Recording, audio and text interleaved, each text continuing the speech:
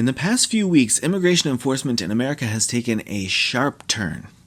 Not just at the border and not just in high-profile raids, but in something quieter and broader that deserves a closer look.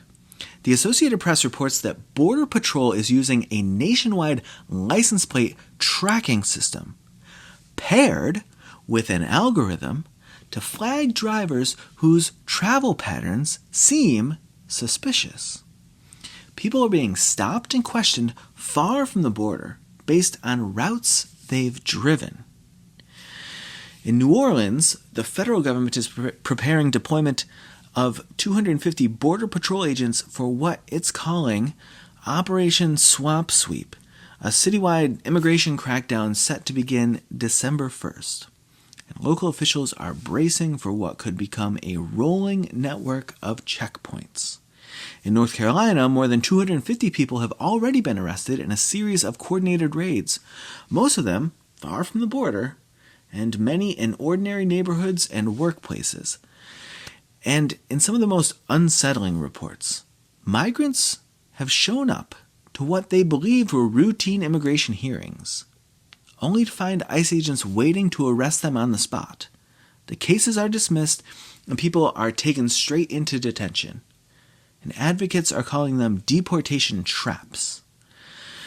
Now, these aren't isolated stories. They're part of a broader shift, from border enforcement to internal surveillance, from case-by-case suspicion to pattern-based ambush, and from visible, on-the-record law to systems of control that most people will never see. And that raises a deeper civic concern. Not about immigration policy alone, but about how far executive power can reach when fear makes us look the other way. The Fourth Amendment grew out of this kind of fear, the kind stirred up by general warrants and writs of assistance that let British officials search colonists' homes without naming who or what they were after. It wasn't just about privacy, it was about unchecked authority. John Adams later said those battles helped spark the revolution itself. And the Fifth Amendment, that one doesn't protect just citizens, it protects persons. And that word was chosen carefully. Courts have long held that even non-citizens, once they're here, are owed basic due process, a fair chance to be heard before your liberty is taken away. But over the past century, we've seen what happens when fear rewrites the rules. The Palmer raids were supposed to target radicals. COINTELPRO was aimed at subversives. McCarthy's blacklists were about rooting out communists. In each case, the tools built for one threat were used more broadly than they were first promised. And every time the price was paid by regular people, many of whom had done nothing wrong but find themselves on the wrong side of power. And that's the danger here. Because once the government normalizes tools like algorithmic surveillance and courtroom ambush or paramilitary-style deployments into cities, these tools don't stay in one lane. They don't stay pointed only at those that we're told to fear. But there's another pattern too, one of resistance.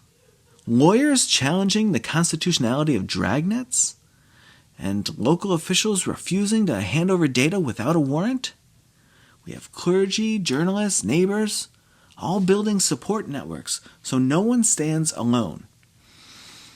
Power bends when it's forced into the open and met with organized, lawful pushback. You don't need to agree on immigration policy to be concerned about this direction. Because if immigration status starts being treated like a shortcut around constitutional protections, then it's only a matter of time before the machinery built for one group becomes the model for many. The founders didn't write rights as favors.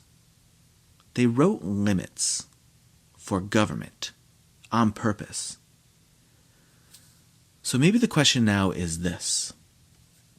When those limits are tested, do we remember why they were written in the first place? And will we speak up while they still matter?